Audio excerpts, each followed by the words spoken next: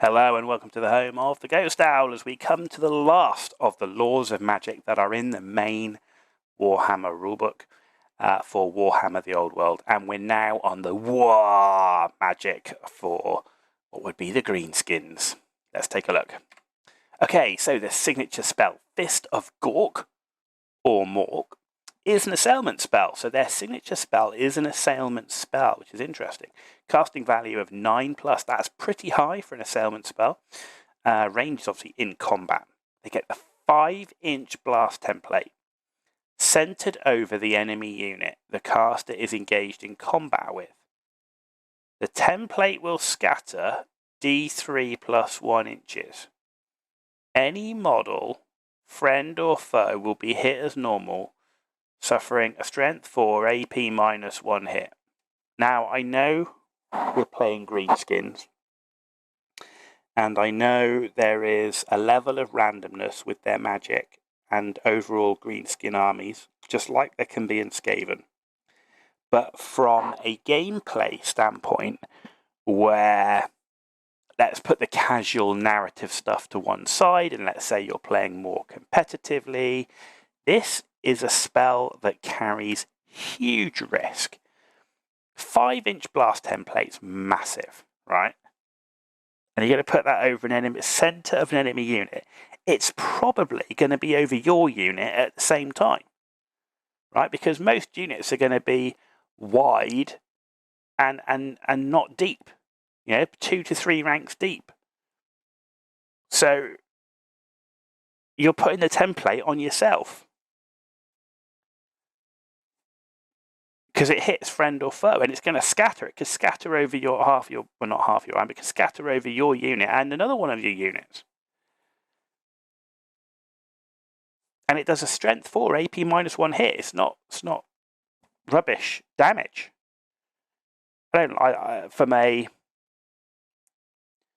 hate to just say competitive, but from a competitive standpoint and a standpoint of where you're going, yeah, I'm not playing this because I don't care the outcome is. I still want to, even if I'm playing casually, you still, don't want to be tabled in turn 1 or 2, right?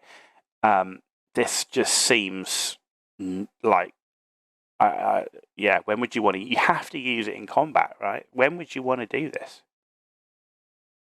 When would you want to risk taking that much damage to yourself? And it's not like it's got something really amazing that could help you, help goblins defeat a Chaos Chosen unit, let's say.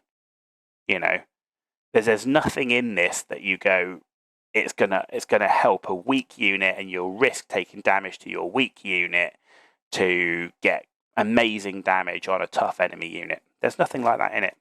Not a fan. Not a fan at all. Right, next up, Vindictive Glare. It's a magic missile. It's got a 21-inch range. So straight away we're into good things. Casting value of 8+. All good so far. Effect.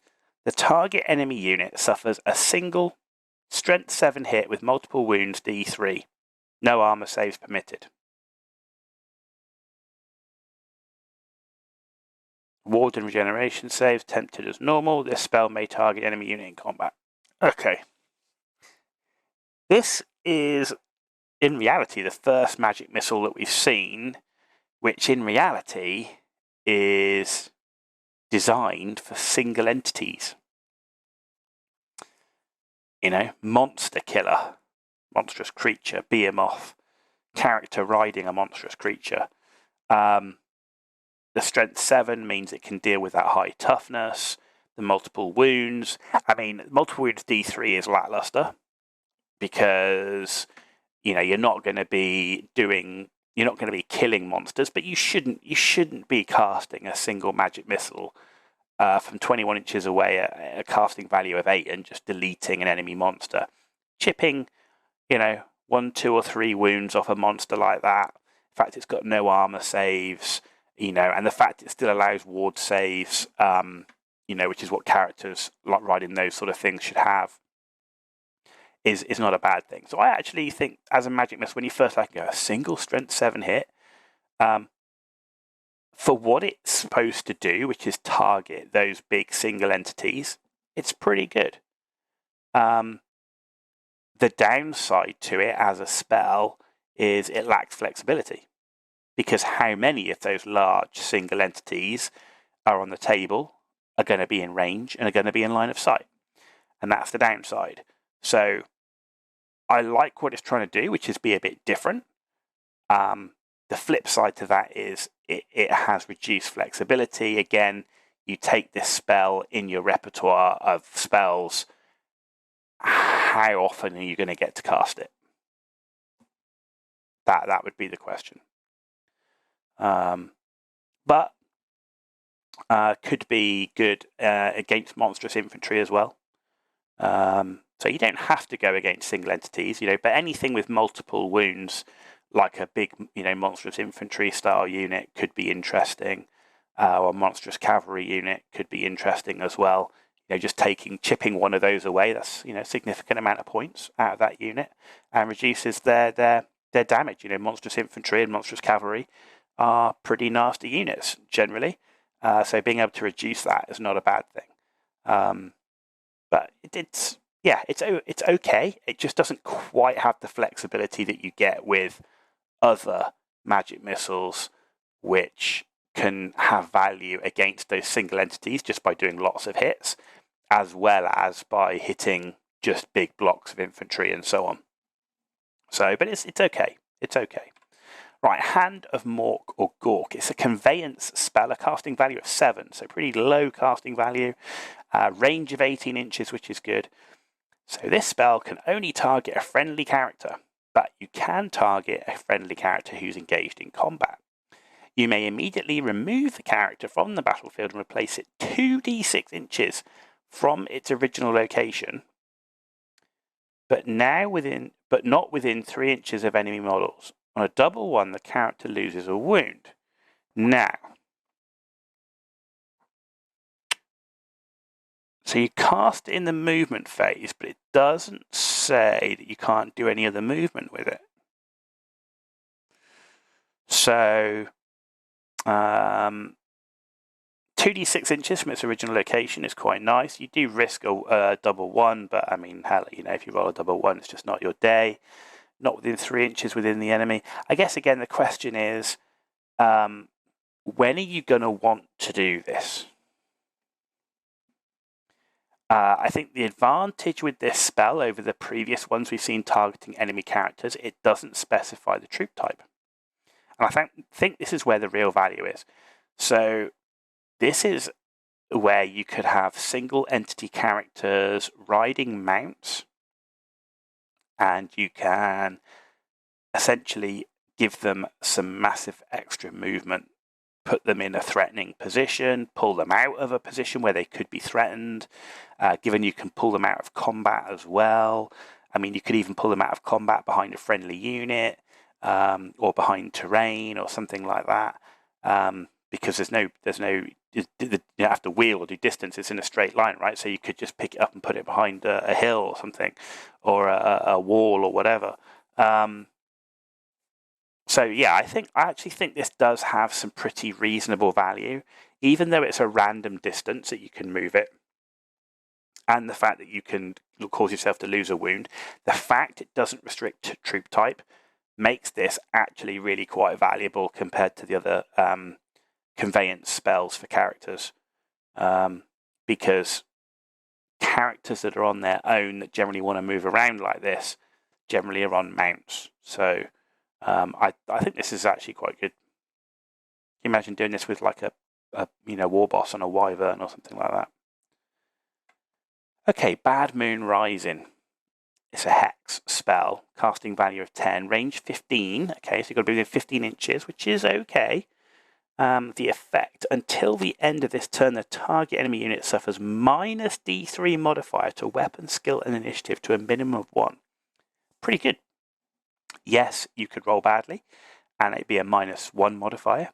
You could roll average and get a -2 modifier. So if you work on a -2 modifier to weapon, skill, and initiative, that can be quite big. Because if you put that on a unit that could potentially charge you, They're essentially not getting their charge bonus if you're getting -2 modifier to their initiative, which means you've got a good chance you might strike first. -2 modifier to weapon skill, even if they do strike first, they're on an uphill battle in terms of hitting. When you hit them back, you've got more chance of hitting them. So overall, pretty good. Casting value is relatively high at 10, but overall, a pretty good hex spell. Got a bit of randomness in it, but I think the randomness is okay given the range of the spell and the fact that you could get a -3 modifier to weapon skill initiative, which could be really, really big. That's a big swing. So I think that's got good value. Even at casting value of 10. Okay, Evil Sun Shining. Type is enchantment. Casting value of 9, range is self. Okay, so you're casting this on yourself. Till then, your next start of turn subphase friendly units that are within the caster's command range may re-roll hit rolls of 1 and improve the AP of their weapons of 1. Okay, so this kind of requires your wizard to be in to get full value. You really want this on a unit that's going to get himself into combat. Yes, this could be cast on your wizard's unit. If your wizard's in a unit of archers, they get charged by something, it just helps them out. But in reality, how much is this going to help them out? Reroll and hit rolls of 1. If they've got low weapon skill, they're not going to be hitting anything, on 2s or 3s and potentially 4s. Giving them AP, well, you've got to hit and wound to that. So the things that you're getting the bonuses to would give much better value and efficiency to a unit that's actually quite good in combat already. And it just turns them from elite to super elite with efficiency wise. But therefore, then the caster has to be in that unit, which means your caster is going to be at risk of combat, right? So, you're casting it in your strategy phase. You're casting it before you charge. Maybe this is you've put your caster's in a unit. He casts. Actually, no, because if he casts it on himself and then leaves the unit, their unit loses it. So he's going to have to stay in the unit. So you're going to 9+. With a 9+ casting value, you could probably get away with a much lower level wizard for this, level 2 wizard maybe, and maybe he becomes kind of, again, it's kind of this battle mage idea that I have, which is a lower level wizard that has some of these spells where you want to buff a fighting unit and you put a wizard in that fighting unit. It needs a lot more gameplay on the tabletop to see how it pans out, but that's the type of spell. I just think that re-rolling hit rolls of 1 and improving the AP of your weapons really only benefits those better units. It doesn't buff the right things for units that suck in combat, in my view. Right, here we go. Enchantment value 9+. Again, casting on yourself. Any friendly unit with within the caster's command range this turn increases maximum possible charge range by 3 inches, and when making a charge roll gains +D3 modifier to result. Anything that can boost your charge range is a great thing. You're going to have to be reasonably close because you need to be within the command range. But boosting charge range is a good thing because you want to get those charges. You want to be the one that charges. You want that initiative bonus. You want to be striking first. Absolutely key to stop those attacks back. So, good value. But again, casting value of 9. If you imagine if you had a battle mage that had the previous spell and which basically gave you that +1 to your AP and so on, and you put that on the same unit that gets this bigger charge and more guaranteed charge as well, I think that would be quite good. So yeah, pretty good, pretty valuable, and not too bad from a casting value. Okay, the final one for Waaagh magic is the Foot of Gork or Mork. Type is Magical Vortex, casting value is 8+, and a range of 15 inches, which is pretty good for a Magical Vortex, and a pretty low casting value too. Right, so effect, it remains in play. It's a 5-inch round template, with the centre obviously within 15 inches of the caster. Template is treated as dangerous terrain, and it moves 2d6 inches in a random direction at every start of turn subphase. Any unit, friend or foe, the template touches or moves over suffers D3 plus 3 strength 5 hits with an AP of -1. Holy moly. So, right, first up, the damage. 5 strength 5 hits with an AP of -1 is pretty good. Range 15, pretty good. If you were unlucky enough in the start of the next turn, it could move 12 inches. Right, but let's say it moves average, right? It's going to move 9 inches on average, okay, in a random direction. Let's say it moves towards you, and then the start of your next turn, as in, yeah, in your next turn, it will move another 9, so it could move 18 inches back towards you. So you put it 15 inches out, and it could move 18 inches back towards you. Now, you have to be unlucky because you have to be rolling your average 2d6 dice roll and rolling an arrow pointing in your direction. But it could happen, and it could really wreck your units. I like the damage output. The random movement is, in my mind, too high. I know it's got a low casting value, but it's just too high for such a big template. In terms of the risk reward. The reward is reasonable, but not big enough for you to go, yeah, I really want to take the risk of this thing coming back and hitting me. And being in the wrong place, you know, could you know, when you're with this thing all about movement and strategy, you're planning where you want your units to go, and the fact you've got this random thing like that moving around that could really disrupt, you know, it could, imagine if it moves over your unit of orc ball boys, let's say, that are just about to make a key charge in a flank, and they take 6 strength 5 hits, AP -1, and they suddenly have a unit strength of less than 5 or something like that. You know, yeah, I'm a fun rule. I get the point of it with it being orcs and orc magic, but from a gameplay standpoint and an efficiency standpoint, it's a big risk taking this spell, in my mind. So, yeah, that's just my thoughts on it. But you know, I'm not a person that gravitates. I will try and reduce RNG and stack the odds in my favor where possible, rather than gravitate and take it in most cases, unless I'm playing a game where it's designed to be that way, where it is pure narrative and the outcome is supposed to be funny and everything else. But you know, in most games, when you're playing to win without winning at all costs, because I would say that, you know, winning at all costs is really tournament should be tournament only gameplay. But it's still, when you play in a game, you don't want to play at the beginning and play to lose, right? You're still playing to win the game. That's what makes the game. And a spell like this really puts a lot of risk that you don't want in your list.